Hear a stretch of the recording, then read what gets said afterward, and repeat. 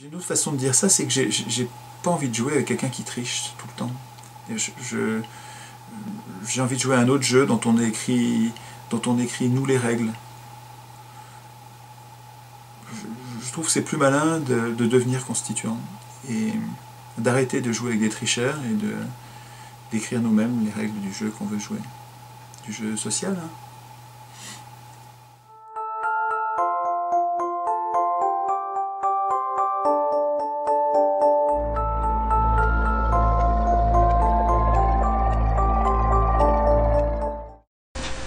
Comment concevez-vous la démocratie à l'échelle de l'humanité si un jour tous les peuples se rassemblaient? Il faut commencer par en bas, à petite échelle. D'abord tester la démocratie au niveau des communes. Après l'avoir voulu, donc il faut qu'on se passe le mot entre nous pour être sûr qu'on le veuille, ce qui n'est pas le cas pour l'instant, puisqu'on ne sait pas de quoi on parle. Quand on parle de démocratie, on parle d'autre chose. On parle des élections, des représentants qui sont des maîtres, et tout ça, c'est pas la démocratie. Donc il faut commencer par cette éducation populaire entre nous qui nous permet de savoir de quoi on parle. Est-ce qu'on parle d'élection ou de tirage au sort? Est-ce qu'on parle de représentation ou est-ce qu'on parle de voter nous-mêmes nos lois? À mon avis, la démocratie, c'est un système dans lequel nous votons nous-mêmes nos lois et nous faisons faire par des représentants ce que nous ne pouvons pas faire. Mais seulement ça. C'est Robespierre qui le définissait déjà parfaitement, dans ces termes-là, enfin dans ces termes à lui, mais c'était ça qu'il disait. Et pour que ça advienne, il faudrait qu'on s'empare de nos outils modernes qui nous permettent de nous former mutuellement les uns les autres sans avoir besoin des médias, des pouvoirs en place, l'Internet notamment, mais aussi des conférences, les ateliers. Et ensuite commencer à essayer dans les communes de voter nous-mêmes nos lois. Il y a des élus, enfin des candidats, je ne sais pas s'ils seront élus, mais il y a des candidats qui proposent déjà de ne pas exercer le pouvoir, de réunir les citoyens en assemblée, alors, tous les citoyens, y compris ceux qui n'ont pas voté pour ces élus-là, évidemment, et puis de les laisser décider de leur ordre du jour et des décisions qu'ils vont prendre, et de leur représentation interne, par tirage au sort ou par élection comme ils veulent, et ensuite de prendre des notes de ce que ces assemblées décident, et de les co-signer, de les endosser en leur nom pour être conformes à la République. Alors, s'ils le font, s'ils sont élus, c'est que les gens sentent qu'il y a un potentiel et qu'ils vont venir. S'ils ont élu majoritairement ces gens-là, ils vont venir aux assemblées, j'imagine, parce que c'est parce qu'ils veulent voter eux-mêmes leurs lois. Et là, on aura un laboratoire intéressant pour voir si c'est une lubie ou si c'est jouable, ou si c'est quelque chose qui est possible. Et en imaginant que ça fonctionne, que dans nos communes, nous arrivions à montrer que nous sommes capables de prendre en charge notre législation, l'écriture de nos lois, il faut s'organiser ensuite pour faire société à plus grande échelle et faire une nation par fédération, je pense. Je ne vois pas de meilleure idée pour l'instant que la fédération de communes à la Proudhon. Et la fédération, elle peut monter au niveau d'un État, mais elle peut aussi monter au niveau d'un continent ou de la Terre entière. Là, je ne vois pas de limite, à condition de contrôler les pouvoirs quotidiennement, sévèrement, à condition d'écrire nous-mêmes notre constitution, quoi. Il faut que les peuples, à la base, écrivent leur constitution et aient pris conscience de la dangerosité des pouvoirs pour instituer et protéger les institutions quotidiennement ensuite. C'est qu'il faut que la constitution vive et qu'on s'en occupe, quoi. On s'occupe au moins de ça. Si les peuples font attention à ça, si les peuples se transforment et deviennent constituants, à mon avis, c'est jouable, c'est possible. Mais bon, il y a d'abord un travail d'éducation populaire qui peut aller très vite. Hein, quand j'en parle aux gens, les gens comprennent très vite. Hein, cette histoire de prendre le problème à la racine et d'écrire nous-mêmes notre constitution, les gens comprennent vite. Eh ben, j'ai rencontré quelqu'un de véritablement très intelligent, très calé sur son sujet, qui est bien entendu le tirage au sort de nos élus, au déficit démocratique que nous connaissons aujourd'hui dans notre société, ces sociétés où on nous prétend vivre en démocratie alors que finalement les citoyens n'ont presque rien à dire. Étienne Chouard, sans extrémisme aucun, sans populisme aucun non plus, est quelqu'un qui m'a paru avoir des idées véritablement très progressives. C'est un excellent réformateur. Et la première chose que je me suis dit en sortant de cette rencontre avec Étienne Chouard, c'est bon sang, que c'est dommage que nous n'ayons pas un tel homme comme ministre. Je vous avoue que bien souvent je m'ennuie dans ce Parlement en écoutant nos ministres qui blablatent à longueur de temps, qui utilisent des mots hyper compliqués, qui s'emberlificotent dans leur logique qui finalement n'en est pas une pour essayer de nous exprimer leur point de vue. Finalement, on ne comprend plus rien. Ce qui nous manque véritablement, c'est quelqu'un qui pense au bien commun et quelqu'un qui voit à très long terme.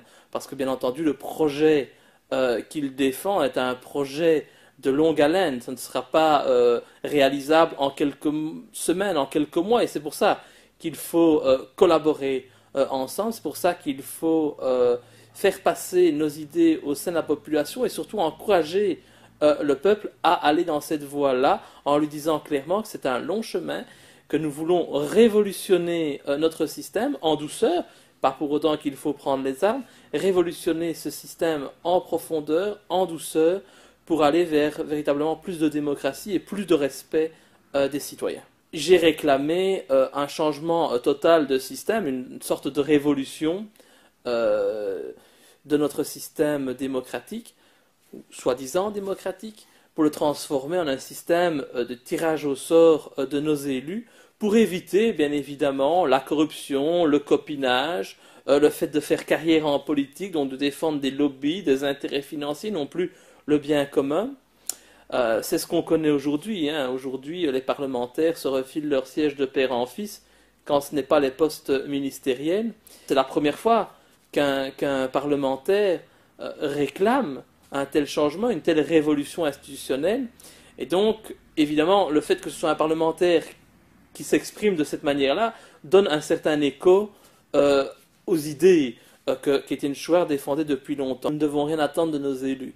Ces élus sont là pour assurer leur carrière, pour garantir leur salaire, et donc il ne faut pas compter sur eux pour atteindre notre objectif qui est de rendre véritablement le pouvoir au peuple. Aujourd'hui, on peut tirer au sort les élus qui feront nos lois, avec bien entendu des chambres de contrôle, avec bien entendu un contrôle très strict des personnes qui sont élues, pour ne pas mettre des personnes, pas mettre des criminels dans le Parlement citoyen, un Parlement qui pourrait nommer les ministres, non plus sur base d'élection, mais sur base de compétences.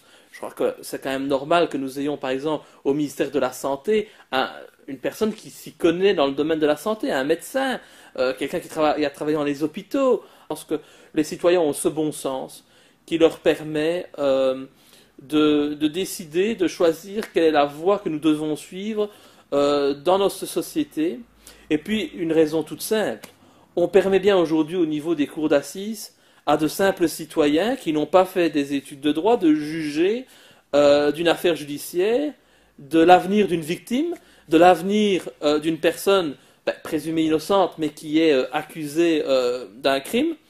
Et donc, si les citoyens sont aptes pour juger de l'avenir d'êtres humains au niveau de la cour d'assises, je ne vois pas pourquoi on ne pourrait pas leur donner la même responsabilité au niveau politique.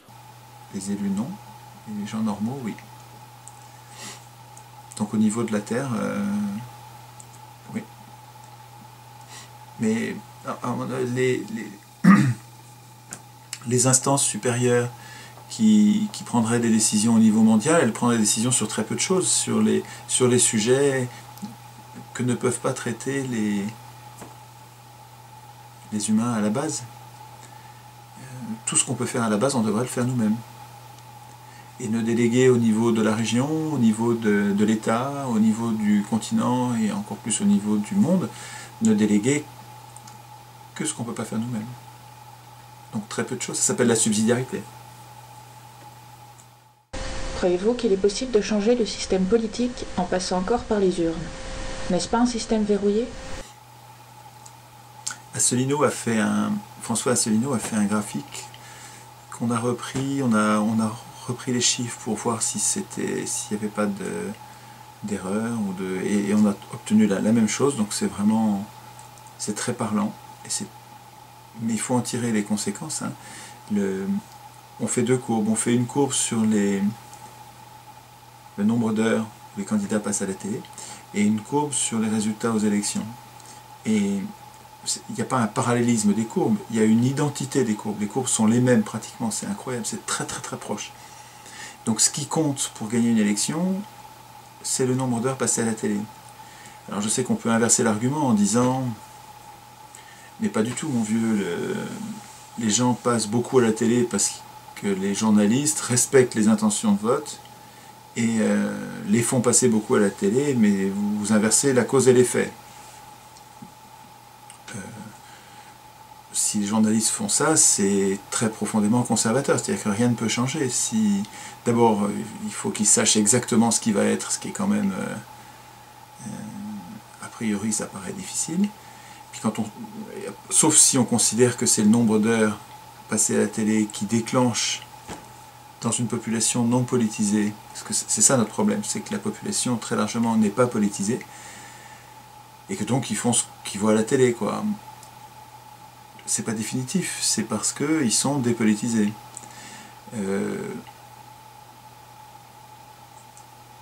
Dans les deux cas, que ce soit les journalistes qui décident volontairement de le faire pour suivre les sondages, ou que ce soit les journalistes qui décident pour d'autres raisons et obtenir les résultats aux élections, dans les deux cas, c'est indéfendable. Tous les candidats devraient être à égalité dans les médias tout le temps. Voilà. Enfin, il me semble. Donc la conséquence logique de cette observation est puissante. Hein. C'est que, enfin puissante, ouais, c'est-à-dire que ça change tout. Hein. Si l'élection ne peut être gagnée que par celui qui est passé beaucoup à la télé, et que des télés sont appropriées par les plus riches ne feront passer à la télé, c'est ce qui se passe dans tous les pays du monde, hein. Les plus riches ne feront passer à la télé que les deux faux partis de gauche, faux partis de droite, hein, qui sont tous des partis au service des plus riches, qui sont tous les deux partis des plus riches, qui font la même politique, qui ont des différences de détails qui ne changent pas du tout l'ordre social, on devrait dire le désordre social, et donc les riches ayant acheté les télés et les journaux se débrouillent pour ne montrer à la télé et dans les journaux que principalement ceux qui vont être les principaux protagonistes. Ils montrent aussi à la télé 20% de temps et donc 20% de résultats, deux extrêmes. Chez nous c'est Le Pen et Mélenchon, mais bon, dans d'autres pays ils font la même chose pour donner une illusion de pluralité, et auxquels les challengers croient probablement eux-mêmes. Probablement ceux qui ont 20% se disent « je peux avoir 25 », alors que s'ils ne passent pas plus à la télé, ils n'auront pas les 25. Et puis les tout petits partis n'auront rien et n'auront jamais rien, puisqu'ils ne passeront pas à la télé. Donc le combat électoral, si cette analyse est bonne, peut-être que je me trompe, hein, mais si cette analyse est bonne, le combat électoral, il est totalement vain. J'ai une autre façon de dire ça, c'est que j'ai pas envie de jouer avec quelqu'un qui triche tout le temps. J'ai envie de jouer à un autre jeu dont on écrit nous les règles. Je trouve que c'est plus malin de devenir constituant et d'arrêter de jouer avec des tricheurs et d'écrire nous-mêmes les règles du jeu qu'on veut jouer. Du jeu social, hein. Du jeu de société. Les instances dirigeantes n'en veulent pas, et très peu de citoyens en ont entendu parler. Quels sont les outils qui pourraient nous permettre de déclencher un tel changement de système? Comment contrebalancer le pouvoir des médias qui s'y opposent? Le meilleur outil que j'ai trouvé, et c'est vraiment un outil épatant, c'est l'atelier constituant. Alors, d'abord, j'ai expérimenté la conférence débat. Alors, c'est vachement intéressant ça, hein, ça fait progresser à toute vitesse, mais j'ai l'impression qu'une conférence, ça change pas, ça informe les gens, mais ça suffit pas à changer un comportement. On peut être très bien informé et ne pas changer son comportement. L'atelier constituant, il permet de montrer, donc c'est une réunion en plus petit groupe dans lequel j'invite les gens à écrire eux-mêmes ou plusieurs articles de constitution pour leur montrer que c'est possible. Des gens dont c'est pas le métier peuvent très bien écrire une constitution et que c'est beaucoup mieux. Justement quand c'est pas leur métier, quand c'est pas des pros de la politique, ils écrivent des tas de règles qui nous manquent. Donc en le faisant vraiment, j'ai l'impression qu'on laisse plus de traces. D'abord la démonstration est plus frappante, mieux faite, et ça doit laisser plus de traces. Je dis aux gens en les quittant, maintenant que vous avez fait le premier pas, continuez. Continuez sur d'autres sujets. Si vous avez besoin de moi pour que ça continue, c'est que c'est une mauvaise idée. Voilà, on s'est trompé. Si par contre vous arrivez à continuer et à devenir constituant, pratiquement, là on a un outil de contamination et de transformation sociale inédit. Je crois inédit dans l'histoire des hommes. Si on arrive à, d'une façon générale, massive, se politiser, mais non pas sur les conséquences, mais sur les causes, se politiser sur l'écriture nous-mêmes de notre propre constitution, là, il me semble qu'on a la possibilité. C'est quelque chose d'inédit qui peut tout changer. Dans le projet de constitution présent sur votre site apparaissent deux assemblées, l'une tirée au sort et l'autre composée d'élus. Pourquoi mélanger ces deux modes de scrutin?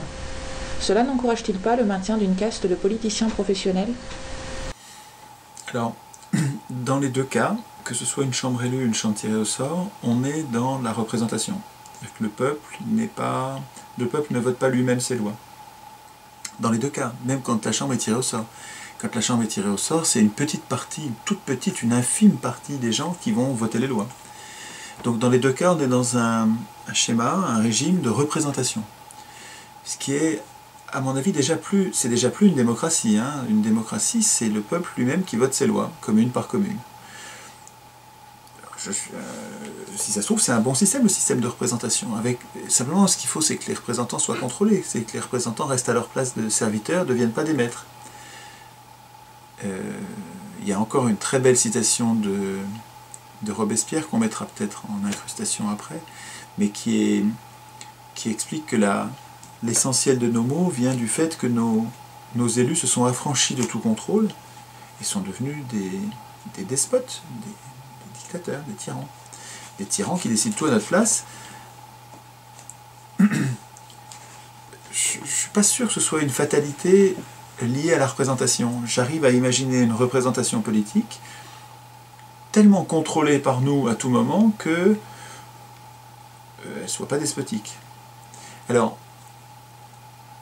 pourquoi mêler deux régimes, de modes d'élection, de modes de désignation? Pendant un moment, on a défendu l'idée d'une assemblée législative tirée au sort, pour qu'elle nous ressemble.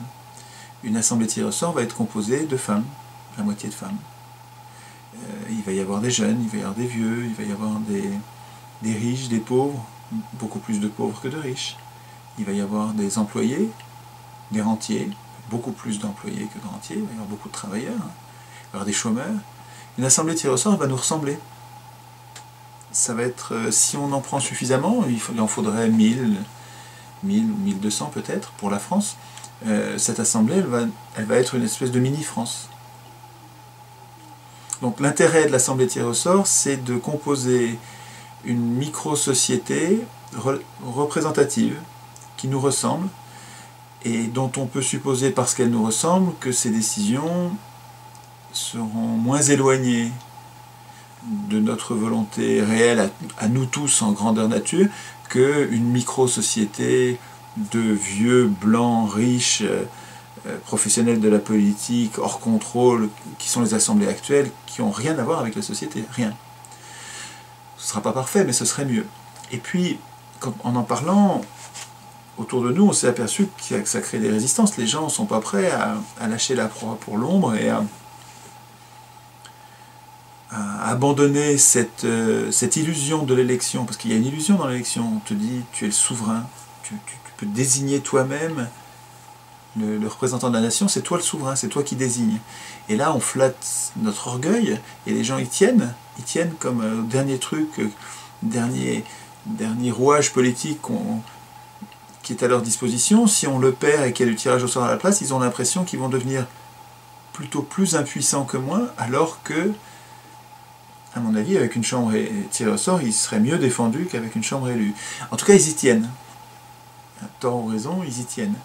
Et comme ils y tiennent, c'est beaucoup plus facile, si on accepte ce compromis, d'avoir 2 chambres, une élue et une tirée au sort. Là, les gens acceptent beaucoup plus. C'est vrai que c'est moins dangereux, puisqu'on garde notre Assemblée nationale. Il n'y a que le Sénat qu'on remplace, le Sénat qui ne sert à rien, qui est une chambre qui est hors de prix et qui bloque tous les projets de modification, enfin, une bande de gens qui sont là pour vivre dans la fortune, quoi. Hein. Et on remplacerait ce Sénat par une chambre tirée au sort. Et ça, les gens arrivent à accepter l'idée plus facilement. C'est donc l'idée de mélanger les 2 chambres est un compromis avec on peut imaginer qu'il y ait le bon côté des 2. Pour voter une loi, il faudrait l'accord des 2 chambres. Et en ayant 2 chambres désignées différemment, on pourrait dire que les professionnels de la politique étant des vieux crotons de la politique bien rodés, bien plus aptes à se défendre contre les manipulations, peut-être c'est ça l'argument. Il faudrait faire le tour des arguments pour une chambre élue. Enfin, moi, je vais être un mauvais avocat parce que je trouve qu'il y a plutôt beaucoup d'inconvénients, mais bon, c'est vrai qu'on peut retrouver quelques avantages au moins théoriques à l'élection d'une assemblée. On pourrait les lire sans candidat. Ah, ça changerait tout. Une assemblée élue, mais pas parmi les professionnels de la politique, où chacun d'entre nous arriverait à désigner autour de lui des gens qui ne sont pas candidats, qui ne veulent pas le pouvoir, mais que nous considérons, nous librement, nous considérons qu'ils sont bien. Alors ça fait une chambre élue qui n'a rien à voir avec notre chambre élue actuelle. Alors là, on aurait vraiment le meilleur des deux systèmes. Une chambre élue sans candidat et une chambre tirée au sort. Ça paraît une voie pour tout changer en bien, vraiment. On continuera à faire des erreurs et ce ne sera pas parfait, mais ça devrait être vraiment mieux par rapport à l'intérêt général. Ce sera beaucoup plus facile de contrôler les banques avec un bicaméralisme comme celui-là. Mais dans les 2 cas, c'est de la représentation et une chambre, si on arrivait à avoir une chambre législative tirée au sort, il me semble que ce serait une première dans l'histoire des hommes. Donc il faut faire attention, à Athènes, ça ne marchait pas comme ça. À Athènes, ce n'était pas les tirés au sort qui votaient les lois. À Athènes, on tirait au sort pour pouvoir nous voter les lois. Et qu'on tirait au sort nos représentants pour qu'ils restent serviteurs. C'était parce que c'est des charges. Les représentants, c'était pas un fromage, c'était pas une aubaine, c'était une galère. Enfin, il y avait des choses à faire, il y avait des responsabilités. Et donc, il n'y avait aucune raison de désigner plutôt lui que lui à ses charges. Et donc, on tirait au sort. C'est souvent pour désigner des charges, désigner les titulaires de charges, que les humains ont utilisé le tirage au sort dans leur histoire. Et donc il faut y aller doucement. Si on veut une assemblée législative tirée au sort, il faut se rendre compte que c'est une première dans le monde. On a des exemples de démocratie dans lesquels les gens votent eux-mêmes leurs lois, mais dans lesquels les gens tirent au sort leurs représentants et s'en remettent à la décision de tirer au sort. Ça, on n'a jamais vu. Peut-être, enfin, il faut y réfléchir, quoi. Évidemment, je n'arrête pas d'en parler, donc nous y réfléchissons, mais il faut être prudent. Donc c'est pas aberrant de garder 2 chambres, une élue, une tirée au sort, pour voir comment ça se passe concrètement, quoi. Et puis on peut essayer à petite échelle cette histoire de chambre législative tirée au sort, et puis il faut voir les institutions de contrôle. Est-ce que nous avons un droit de référendum de notre propre initiative pour reprendre le contrôle à tout moment quand on trouve que les tirés au sort déconnent? Si oui, ben c'est beaucoup moins grave. Et même la chambre élue est moins grave. La chambre élue des professionnels de la politique, parce qu'on peut me faire l'objection, mais si tu gardes une assemblée élue, tu vas garder ta caste politicienne. Oui, oui et non, parce que si on écrit la Constitution avec une chambre élue, mais qu'elle rend des comptes, qu'elle est révocable à tout moment, que les mandats sont courts, non renouvelables, que c'est pas eux qui fixent leur salaire, leurs exonérations diverses, leurs conditions de rééligibilité, etc. Si tout ça est enfin à nouveau sous notre contrôle, c'est plus la même caste. Enfin, je veux dire, ils sont quand même drôlement affaiblis et ça devient moins dangereux. Le régime mixte, je trouve il a beaucoup d'avantages. La chambre, le bicaméralisme, une élue, une tirée au sort, et encore plus si la chambre élue est élue sans candidat, je trouve que c'est sexy, c'est attrayant. Ça paraît vraiment une idée à tester. Mais jamais les élus n'écriront ça. Jamais, jamais, jamais. Tout ça, là, toutes ces améliorations dont on parle, il faut bien comprendre que, enfin, à mon avis, je me trompe peut-être, mais jamais un élu n'écrira ça. Jamais, jamais, jamais. Si on attend ça d'un élu, un élu à l'Assemblée constituante, jamais il nous le donnera. Jamais. Non, c'est à nous d'écrire. Si on veut une constitution, il faut qu'on l'écrive nous-mêmes. Si les élus écrivent la Constitution, ils nous écriront toujours une anti-constitution. Toujours, toujours, toujours. C'est pas leur faute, c'est parce qu'ils peuvent pas faire autrement, c'est leur intérêt personnel. Donc ils peuvent pas faire autrement. Voilà. Ils écriront notre impuissance avec toutes les meilleures raisons du monde, des arguties, et faux arguments. Non, c'est pas à eux, c'est pas aux parlementaires d'écrire la Constitution. Donc, quelles que soient les institutions auxquelles on pense, il faut bien se rappeler qu'il faut tirer au sort l'Assemblée constituante ou écrire nous-mêmes la Constitution. On n'est pas obligé d'avoir une Assemblée constituante tirée au sort. Si on écrit nous-mêmes la Constitution, c'est encore mieux. Simplement, il va falloir qu'on s'y mette tous dans toutes les communes. Donc il faut organiser plein d'ateliers constituants. Pourriez-vous envisager la création d'une chambre de discussion dédiée à l'abolition des lois ou à la saisie d'une assemblée pour la modification des lois? C'est rigolo ça. Une assemblée pour détruire les lois qui sont en trop. Ça c'est rigolo. Pour l'instant dans notre constitution, ce qu'on a mis c'est pendant une période transitoire. Le problème c'est l'inflation législative qui crée une insécurité juridique majeure. Nous avons trop de lois, trop de normes, et on a besoin de professionnels du droit pour s'en sortir. C'est très dangereux, ça favorise les riches qui ont les moyens de se payer les conseillers juridiques, et ça défavorise les pauvres qui n'ont pas ces moyens et qui se font avoir à tous les coups. Il nous faudrait donc un droit plus simple, mais c'est compliqué de passer d'un droit compliqué à un droit simple, on ne peut pas faire table rase d'un coup.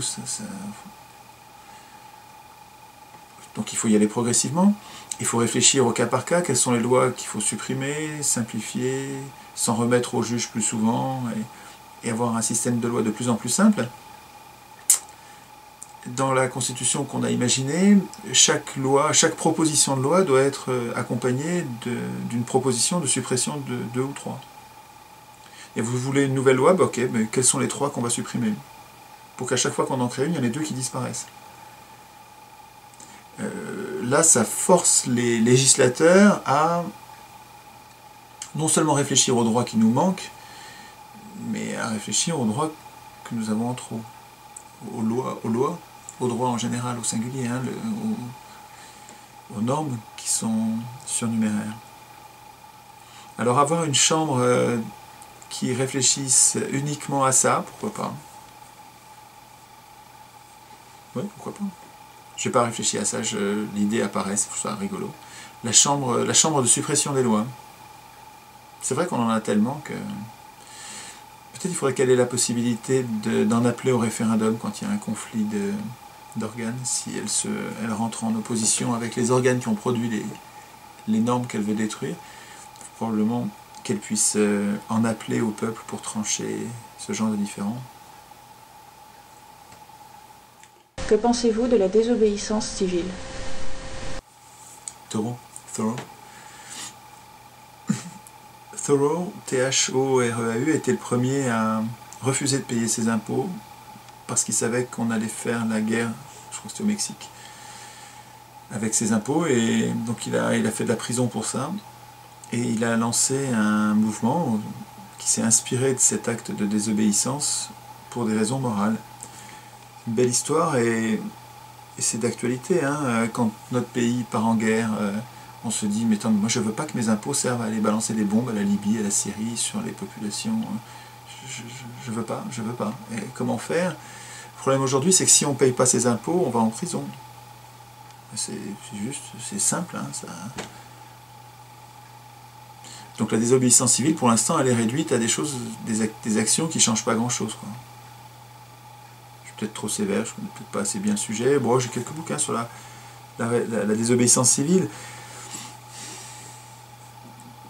Le problème, c'est qu'on est déjà dans un piège très avancé où on jette en prison trop facilement déjà. Hein. C'est incroyable, il y a beaucoup trop de monde dans les prisons, quoi. Donc désobéissance civile, oui, enfin il faut beaucoup de courage, quoi. Hein. Tu vas finir en prison. C'est vrai qu'il faut être nombreux. Si on est nombreux, ce sera plus difficile de nous jeter en prison, ça veut dire qu'il faut s'organiser. Mais, encore une fois, quand tu décides de désobéir à une mauvaise loi, une loi scélérate, ça se comprend, évidemment, moralement, mais on prend le problème par la conséquence. On ne changera rien si on fait ça. Et je pense que prendre le problème par sa source, par sa racine, en étant radical, c'est plus malin. Si vous voulez désobéir aux lois scélérates, ben, mettez-vous en situation qu'il n'y ait plus de loi scélérate. Mettez-vous en situation d'écrire vous-même les lois. C'est plus malin. Et c'est pas forcément long. Hein. Les Tunisiens, ça a été très vite la révolte. Hein. Juste, ils n'avaient pas fait préalablement ce que je conseille de faire. Alors ça paraît très immodeste de dire ils auraient dû faire ce que je dis de faire. Ben, ouais.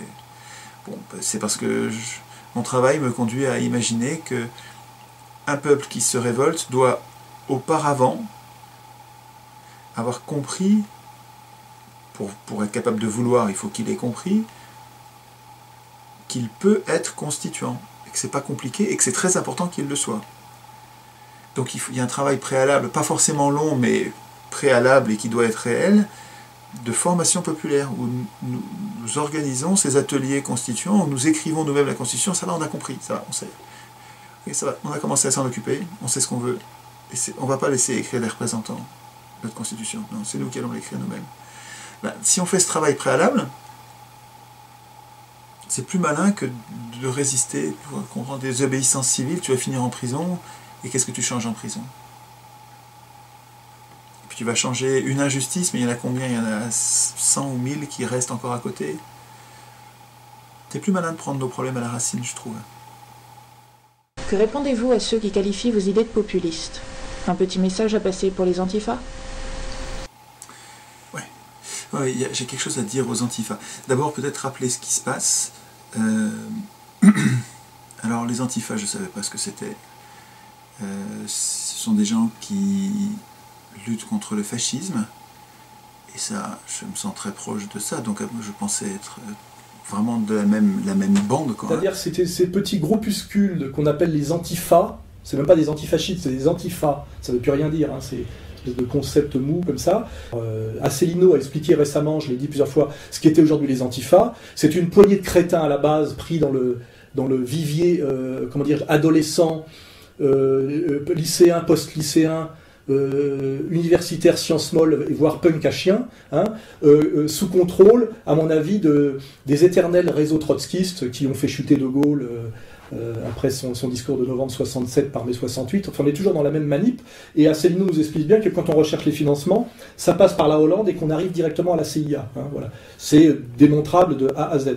Je résiste évidemment au fascisme, moi aussi, et je crois qu'on est très nombreux dans ce cas-là. Donc ce sont des gens jeunes, j'ai l'impression, enfin, je ne sais pas, puisque je ne connais pas leurs noms, ils sont anonymes, et on ne les voit jamais. Et donc, je ne sais pas s'ils sont jeunes ou vieux, mais j'ai l'impression qu'ils sont plutôt jeunes, très, très énervés, très en colère, ayant très peur des associations dangereuses, des liaisons dangereuses. En fait,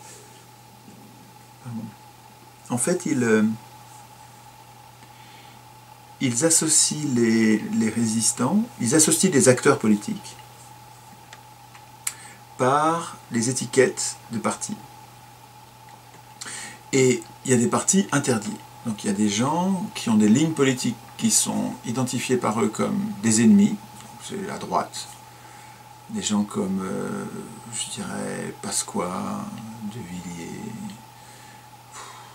les gens de droite, sont considérés par eux comme vraiment des gens ultra dangereux, et puis jusqu'à Le Pen. Et puis, tous les acteurs qui osent parler avec ces gens de droite, lire des gens de droite en y trouvant quelque chose d'intéressant, rencontrer ces gens de droite, deviennent, pour ces antifas, ipso facto, des fascistes. C'est incroyable. Enfin, moi, je me sens très profondément et sincèrement humaniste, et je cherche le bien commun, la justice sociale, l'absence totale d'arbitraire et d'abus de pouvoir, donc le contraire du fascisme, quoi. Je cherche à éviter tout fascisme, caché ou apparent,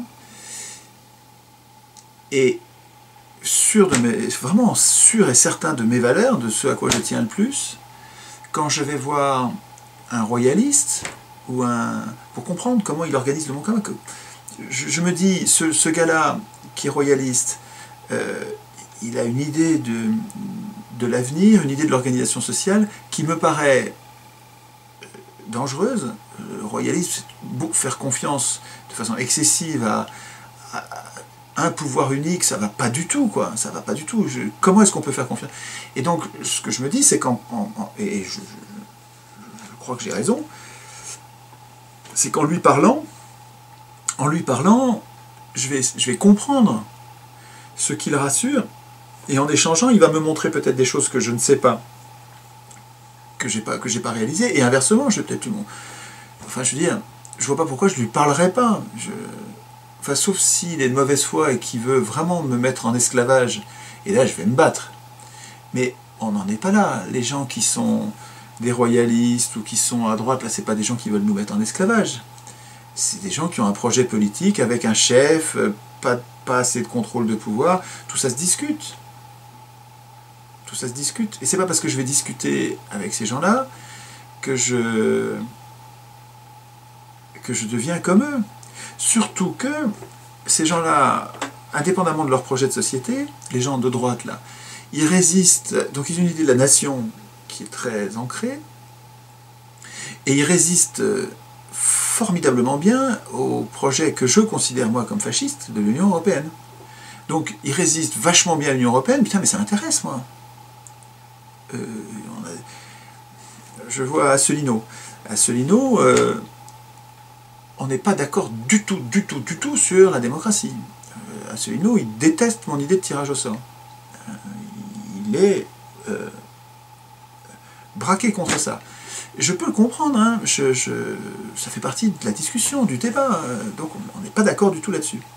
Et en même temps, ce gars-là est un vrai bon grand spécialiste des turpitudes et horreurs de l'Union européenne. On a besoin du travail de ce gars-là.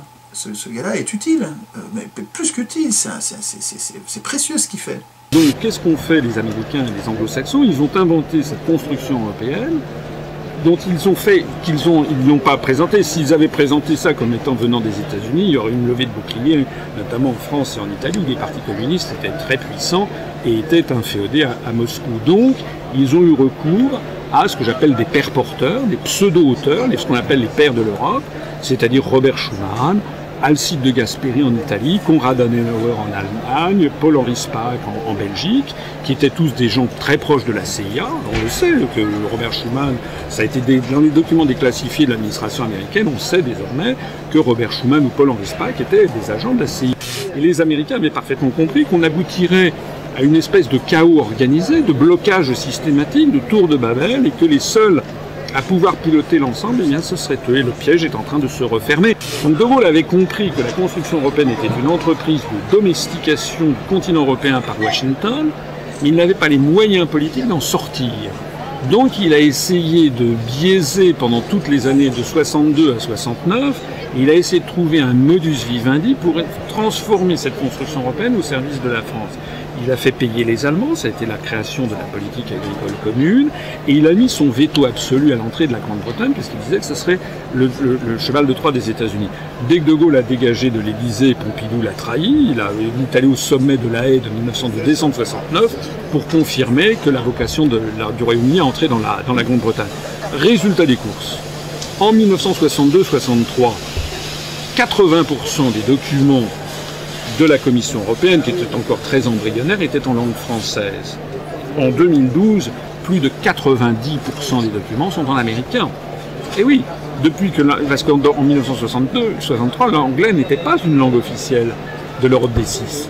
Il n'y avait que 4 langues officielles, le français, l'allemand, l'italien et le néerlandais. À partir du moment où l'Angleterre est entrée, l'anglais est devenu une langue officielle de la communauté européenne.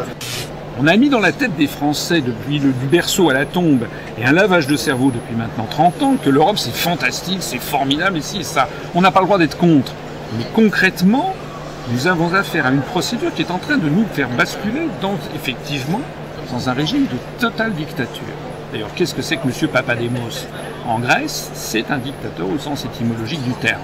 C'est-à-dire quelqu'un qui a été nommé par Goldman Sachs et la Commission européenne, en remplacement de quelqu'un qui avait été élu par les urnes, qui était M. Papandréou. La même chose s'est produite en Italie, où M. Berlusconi, je ne suis pas là pour défendre Berlusconi, mais il était sorti des urnes, si j'ose dire. Aucun scandale de mœurs, aucun scandale financier n'en était venu à bout. Il a suffi que l'oligarchie décide de pointer le pouce vers le bas, vous savez, comme les empereurs romains. M. Berlusconi a été éjecté dans la semaine, et on l'a remplacé par quelqu'un élu par personne, M. Mario Monti, qui a été sélectionné par la Commission européenne et par Goldman Sachs. Nous avons affaire dans un cas comme dans l'autre à exactement ce que l'on appelait des dictateurs à l'époque antique. Donc nous sommes bien, j'insiste, ça n'est pas une formule de style, ça n'est pas une exagération stylistique. Nous sommes dans un processus de dictature. L'Europe, la construction européenne est une dictature au sens étymologique du terme. En 2005, 55% des Français ont voté non. On leur a imposé quand même ce bobard monstrueux de la propagande qui vous dit que si on sortait de l'Union européenne, nous nous isolerions. C'est le contraire qui est vrai. C'est en ce moment que nous sommes en train de nous isoler du monde. Parce que lorsque vous avez des amis qui sont latino-américains, russes, arabes, indiens, chinois, japonais, ils vous disent quoi? Ils vous disent, mais qu'est-ce que vous êtes en train de devenir la France? Vous êtes devenu un satellite des États-Unis, vous êtes un domestique de Washington. Où est passée la France que nous aimons? Où est passée la France de Gaulle? Et je devrais rester à l'écart d'Asselineau parce qu'il est de droite, mais j'en ai rien à foutre.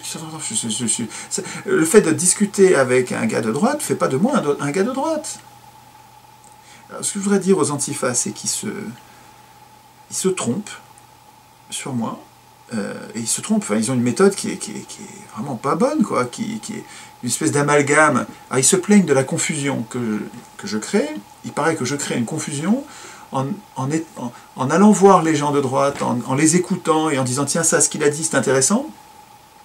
Je sèmerai la confusion. J'essaie de me faire l'avocat, hein, de retrouver ce qu'ils disent de moi, les antifas. Je sèmerai la confusion parce que ça veut dire qu'il n'y a plus de droite, plus de gauche. Et que finalement, je suis en train de devenir de droite, quoi. En mélangeant tout, en mettant de la boue dans de l'eau, bah, l'eau devient boueuse, il n'y a plus... c'est précisément cet amalgame qui sème la confusion, qui mélange tout, qui n'arrive plus à distinguer. Je trouve que c'est le monde à l'envers, c'est-à-dire que précisément ceux qui m'accusent de confusion sont ceux qui la sèment. Alors qu'on pourrait très bien distinguer, c'est facile de distinguer ce qu'il y a entre Asselineau et moi. Je cherche la démocratie véritable, et Asselineau, il cherche la démocratie représentative. Ça n'a quand même vraiment rien à voir. Donc c'est très distinct, mais on est capable d'en parler sans se détester. Voilà, on sait qu'on a des projets de société différents, il y a des points communs. Pour l'instant, on est en train de se faire emprisonner dans un piège politique de la soi-disant Union, soi-disant européenne, qui est une catastrophe, une vraie catastrophe antisociale. C'est épouvantable ce projet qui nous condamne au chômage, hein, et bientôt la guerre. Hein, enfin, je ne développe pas. C'est bien de pouvoir échanger nos points de vue là-dessus. Alors, j'ai dit, lors d'une conférence il n'y a pas longtemps, il y a eu une alerte antifasciste sur Choir pour dire « Attention, il y a un fasciste qui vient vous voir ». Et ça a été l'occasion pour moi de rencontrer mon premier Antifa. J'en ai vu un vivant. Et donc c'est vachement intéressant. Moi, parce que je les ai invités à venir débattre. Venez voir qui je suis. Venez en parler. Venez exprimer un par un les griefs, les reproches que vous me faites. Et puis on va voir. Est-ce que c'est vrai? Est-ce que c'est pas vrai? Est-ce que vous avez raison d'avoir peur, pas raison? Et ils ne veulent pas en entendre parler. Choir est un facho, c'est terminé. Alors bon, j'étais content d'en avoir un. Je dis, on va pouvoir discuter. Il venait tracter en disant, Choir est un fasciste. Et c'est un tout jeune homme, c'est un enfant qui avait 20 ans peut-être, enfin même pas, enfin tout jeune, très énervé, et à qui on a dit... alors, les gens de l'atelier, de la conférence, voulaient le chasser, quoi. Hein. Et je dis, mais on devrait parler. Faites-le venir à la tribune, puis qu'il dise ce qu'il a à dire, et qu'on en parle au moins 5-10 minutes, quoi. Les gens ont été d'accord, et lui aussi, il est venu. Mais il avait beaucoup de mal, quand je lui disais, les yeux dans les yeux, mais je ne suis pas antisémite. Ce que je cherche à faire, c'est, je lutte contre l'antisémitisme, qui est un racisme, qui est une saloperie. Et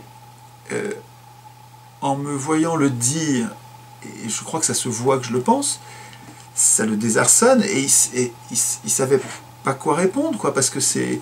Voilà, en fait, quand on discute et qu'on se voit, qu'on arrive à comprendre qui on est, il y a plein de malentendus qui disparaissent. En fait, les antifas, il y a plein de peurs qu'ils ont par leur technique, leur méthode d'amalgame, qui les conduisent à faire des tas d'erreurs d'appréciation, sur des tas de malentendus. Je vois qu'Hervé Kempf fait l'objet d'une alerte antifasciste. Hervé Kempf, c'est un ange, ce gars-là.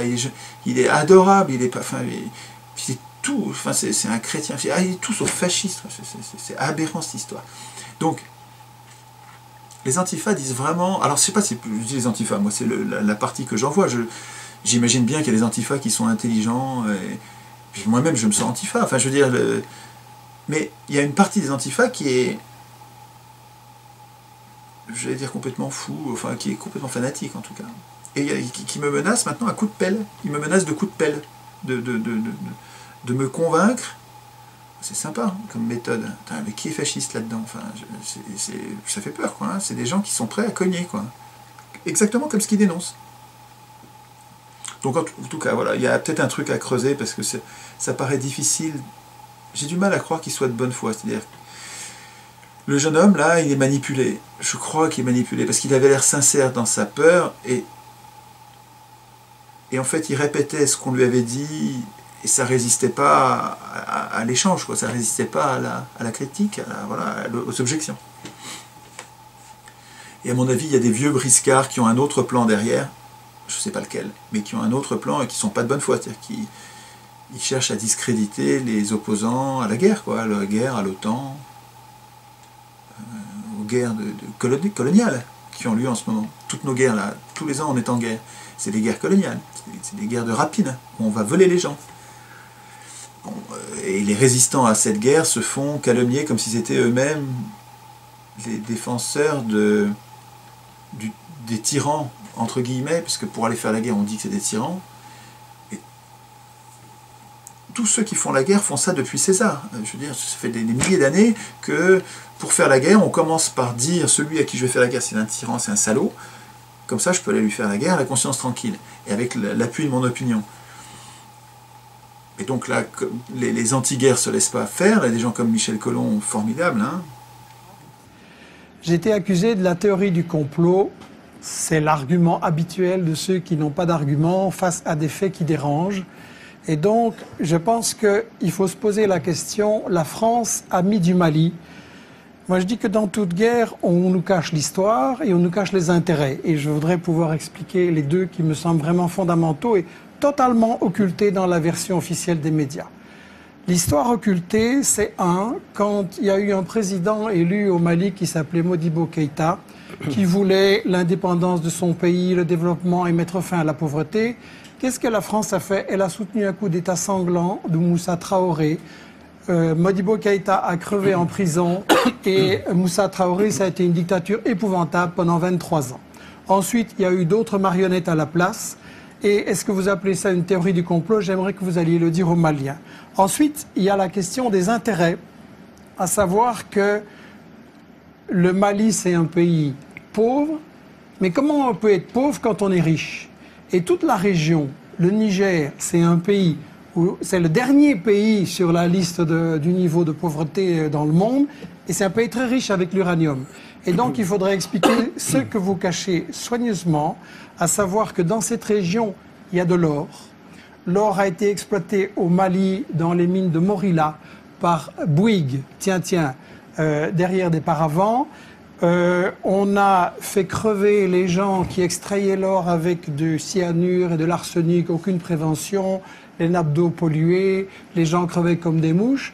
Et donc, ça c'est Bouygues, ça c'est l'or. De quelle époque parlez-vous, Michel Colomb? Tout récent, c'est encore il y a 5-6 années. La mine a été fermée récemment et on recommence le même coup de l'autre côté. Deuxièmement, l'uranium. Areva est plein de convoitises pour l'uranium du Mali. Et quand on veut voir ce qu'il va en faire, il faut voir ce qui se passe au Niger, le pays le plus pauvre, comme je le disais. Au Niger, Areva, c'est le numéro 1 de l'exportation nucléaire dans le monde. Le Niger, c'est celui qui procure tous les revenus qui permettent à Areva et aux firmes qui travaillent avec elle, Alstom, Suez, Bouygues et tout ça, de gagner énormément d'argent. Et pendant ce temps-là, monsieur, les Nigériens, ils crèvent de faim. Et quand... Résistent à cette poussée guerrière, et ben ces gens-là se font, et puis moi aussi maintenant, se font traiter de fascistes, de suppôts des tyrans. Bon, alors, voilà, c'est des couillonnades qui font perdre un temps fou.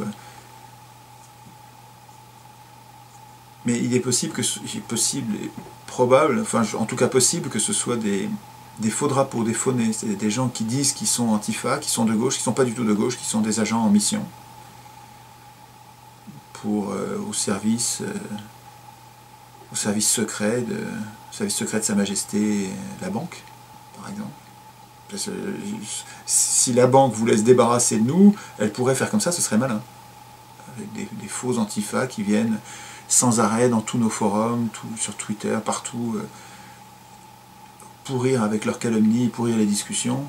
Ça interpelle les gens qui sont en train de découvrir la démocratie, le processus constituant. C'est des gens gentils. Quand tu viens les interpeller avec c'est des gros mots, quoi, hein, fascistes, ordures, fumier, on va te soigner à coups de pelle. Enfin, tu vois des choses qui arrivent comme ça dans les conversations, c'est déstabilisant et ça doit dissuader des tas de gens ça marche, hein, la calomnie, ça marche, ça doit dissuader des gens de continuer à réfléchir là-dessus. Bon, il faut qu'on arrive à être fort quand même, malgré ces attaques et ces calomnies, il faut qu'on arrive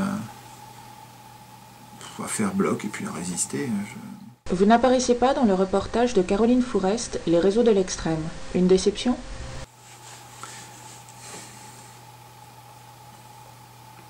C'est vrai que l'accusation de complotisme, de conspirationnisme, de populisme, et puis maintenant le fascisme. Comme elle se met à toucher des gens bien, des gens comme Michel Colomb, Hervé Kempf, ou moi, j'ai l'impression d'être quelqu'un de bien, immodestement, mais bon. On a l'impression que c'est en train de devenir une légion d'honneur, quoi.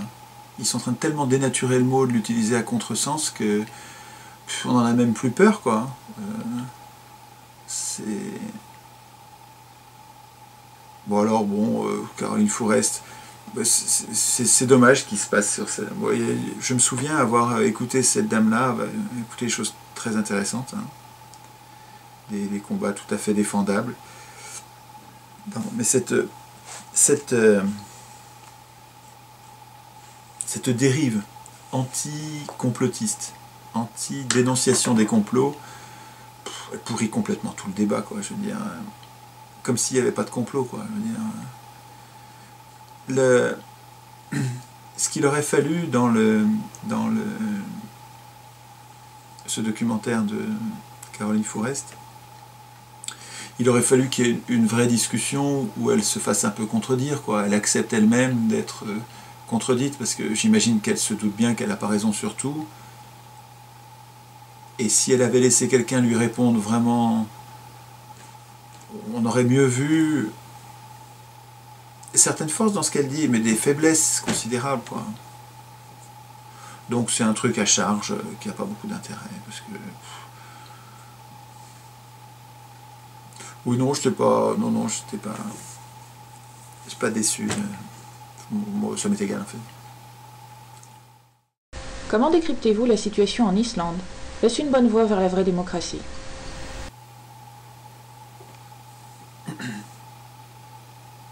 Ben, en fait, c'est difficile de savoir ce qui s'est vraiment passé. Il y a des sons de cloche différents qui arrivent d'Islande. Il y a le personnage conceptuel de l'Islande, c'est-à-dire qu'il y a le mythe, possiblement mythe du pays qui s'affranchit, de ses gouvernements, de ses banques, qui envoie péter tout le monde, tous les créanciers, et qui retrouve la prospérité parce qu'il s'est débarrassé d'une bande de négriers. Alors ça, le personnage conceptuel est sympa, et puis comme ça a marché, ça nous donne de l'espoir. Et puis quand on va creuser un peu, on s'aperçoit que c'est pas si idyllique que ça, et malheureusement, il y a quand même des aspects assez glauques, hein. Sur l'Islande. Ils vont probablement la payer, leur dette, hein. Et puis les actes héroïques qu'a fait le chef du gouvernement, là, pour beaucoup, il ne pouvait pas faire autrement. Et puis c'est partie remise, finalement ça va se dénouer plus tard, probablement moins bien. Bon, il y a cette histoire de processus constituant, mais là aussi, il s'est fait morpionner, le processus constituant, par la Cour suprême, enfin, la Cour oligarchique locale, quoi, hein, a annulé l'élection pour vice de forme, une couillonnade, quoi, hein, et l'a condamné à, si vous voulez continuer à siéger, vous pouvez, mais vous aurez voix consultative, quoi. C'est-à-dire que c'est pas vous qui allez écrire la Constitution, vous la proposerez au Parlement. Bah ouais, mais ça fout tout par terre, c'est-à-dire que tout l'enthousiasme qu'il y aurait pu avoir derrière un véritable processus constituant a été tué dans l'œuf dès le départ. Et après ça, les médias, qui appartiennent là-bas, comme ici, aux plus riches, ont démobilisé sans arrêt les Islandais, ce qui fait qu'ils n'ont pas beaucoup participé. Il y avait plein de bonnes raisons de ne pas participer, en fait, au vote de la Constitution. Donc tout ça est un peu tristoun, en fait plus tristoun que ce à quoi on voudrait croire, hein. Mais bon, le personnage conceptuel enfin, je veux dire, le mythe de l'Islande est tout à fait utile, parce que c'est vrai que il ne tient qu'à nous de nous débarrasser de nos bourreaux. Ça, je le pense vraiment. Mais bon, eux, ils sont 370 000, je crois, sur leur île. Ça doit être plus facile d'atteindre la masse critique pour renverser un gouvernement. Donc je fais attention, je sais qu'on ne sait pas tout, les controverses nous aident à y voir clair sur l'Islande, mais nous aident, on n'y est pas encore. Vous étiez à un certain moment complètement désabusé et découragé par l'indolence de vos concitoyens. Qu'en est-il aujourd'hui?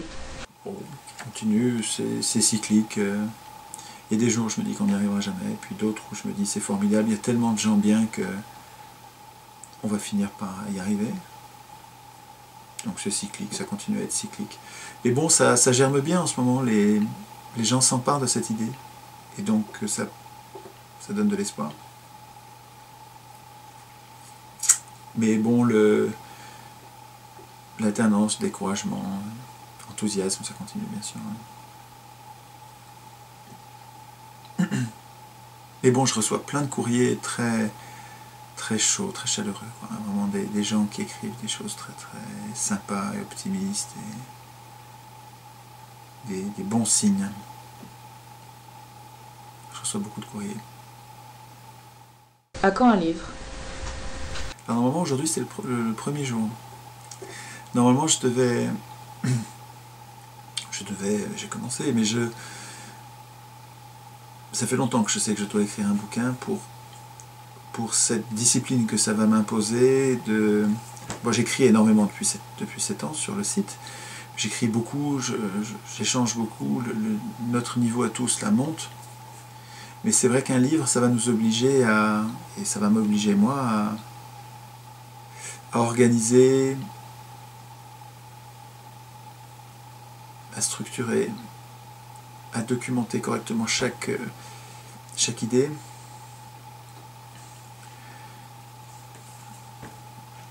Mais il faut un temps fou. Là, moi, je suis complètement débordé. Et depuis 2 ans, je suis en conférence tout le temps. Conférences, échanges, débats, ateliers, sans arrêt, entretien. Et j'avais essayé l'été dernier de m'isoler un peu, et puis je suis pas arrivé. L'ordinateur c'est comme un aimant, c'est terrible, hein, parce que comme on y progresse, c'est un aimant parce que c'est vachement intéressant. Tous les jours, il y a des occasions de progresser, de devenir plus fort, plus prévenu, plus malin grâce aux idées des autres. C'est comme... ça devient une nourriture intellectuelle qui devient nécessaire. Donc c'est difficile de se débrancher. Et alors l'addition des deux, cet emploi du temps trop chargé et l'attraction quotidienne du site et des différentes parties de mon site, ont fait que je ne suis pas arrivé. Mais là, ça fait 3 mois que je dis non à toutes les propositions. Il y en a plein, tous les jours, plusieurs fois par jour. Je dis non, excusez-moi, mais pendant quelques mois, il faut que j'arrive à me libérer. Et la première période sans conférence, là, ça commence. Et puis de vacances scolaires, ça commence maintenant. Donc là, il faudrait vraiment que cette fois-ci, j'ai plus d'excuses. Et puis il faut vraiment que je m'en occupe vite, quoi. Simplement, j'ai tellement de choses à dire que c'est vraiment compliqué à organiser. Je ne sais pas si je vais faire un tout petit bouquin pamphlet au vitriol, rapide, tonique, mais peu documenté, enfin léger quoi, par la force des choses, ou bien un essai plus consistant, plus charpenté, très documenté, avec une grosse biblio. J'ai une biblio que je voudrais, une biblio explicitée, où chaque bouquin, je ne me contente pas de le citer, mais je voudrais expliquer aussi en 3, 4, 5, 6, 10 lignes pourquoi c'est un livre important, quelle est sa thèse et son originalité, et le lien avec les autres. Et ça, c'est un gros boulot, quoi. Je suis très en retard sur la biblio. 1000 ou 1200 bouquins de retard sur la biblio. Donc, oui, il faut que j'écrive un bouquin. C'est dans les tuyaux. J'espère que ça va bien se passer. J'espère que ça va se passer. En conclusion, l'idée la plus importante en ce moment,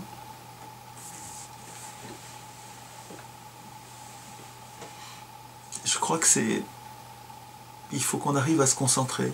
On a l'habitude d'être complètement dispersé, On a l'habitude de s'en prendre aux conséquences, à nos malheurs, directement, sans voir que c'est des conséquences.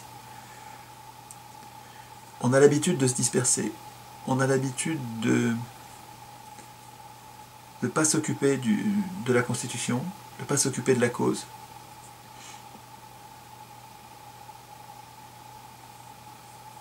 Et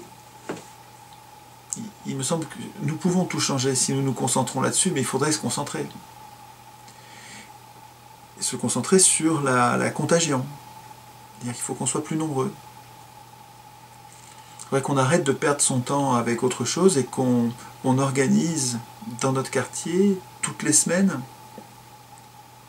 un atelier constituant.